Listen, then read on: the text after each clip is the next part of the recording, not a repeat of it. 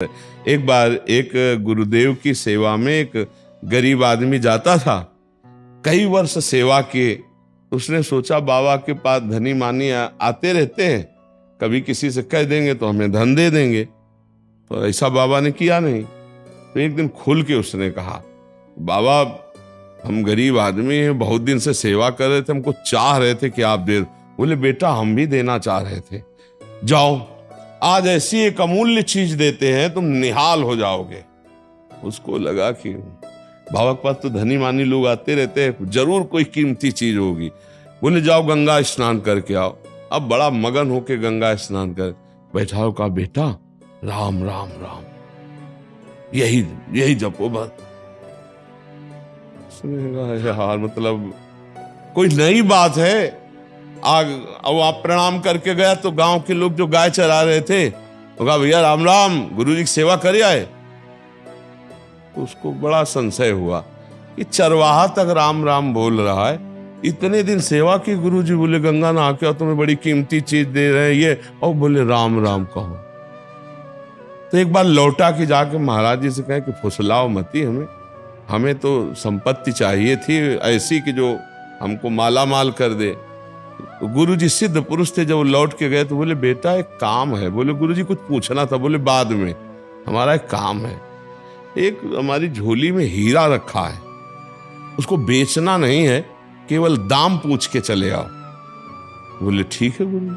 अब वो हीरा लिए बाजार में गए तो सब्जी वालों के पास, तो सब्जी वाले ने देखा कि चमकता हुआ पत्थर है, तो उनका किलो 2 किलो बैंगन ले लो या आलू ले लो। बोले नहीं बेचना नहीं है। एक कागज में लिखा सब्जी वाले ने 1 किलो बैंगन या 1 किलो आलू लेने की। अब बनिया की दुकान में गया, उसने देखा, उसने कहा है तो चमकता हुआ, 1000 रुपया दे। 1000 रुपया? अगर किलो 2 किलो वहां आलू लेके बेच देते तो क्या हम जान पाते। 1000 रुपया लिखा, 1000। बोले लाओ। अब वो स्वर्णकार के पास, वो स्वर्णकार ने देखा हीरा है, पर ऐसे गरीब आदमी के पास हीरा कहां से आ जाएगा, तो नकली है लगभग। उनका 1 लाख रुपया देंगे। 1 लाख रुपया कागज में लिखा, 1 लाख रुपया स्वर्णकार। अब जौहरी के पास पहुंचा, जौहरी ने देखा, बोले ऐसे देश का हीरा है कि जितने हमारी दुकान में रतन है, आभूषण है, ईमानदारी की बात है, सब ले जाओ तो भी इसकी कीमत नहीं है। जौहरी ने कहा ये एक अलौकिक देश का हीरा। अब संत के अरे लिया। बोले गुरुजी ये तो बहुत कीमती है। बोले कब जाने, अगर हम कह देते बेच आओ तो 1 किलो आलू या 1 किलो बैंगन लेके आ जाते। तो उनका गुरुजी, उसके बाद हम गए वाणिज्य व्यापार करने, उसने इतना जौहरी ने कहा। बोले बेटा ये राम नाम कोई जौहरी संत ही जानता है, ये बैंगन आलू बेचने वाले जानवर चलाने ये तो ऐसे बोल दिए, जीवन भर इसी को या है, जा तो जप के तो देख। बोले गुरुजी यही प्रश्न था। बोले वही उत्तर तुम्हें देने के लिए क्रिया कराई। कोई जौहरी जैसे रतन की, हीरा की कीमत जानता है, ऐसे भगवान नाम की कीमत कोई फकीर जानता है जो रात दिन उसी में डूबा हुआ है। आप जप के तो देखो, आनंद की धारा खुल जाएगी, आनंद स्रोत खुल जाएगा, सारे पाप नष्ट हो जाएंगे, मन एक अद्भुत आनंद में बना रहे।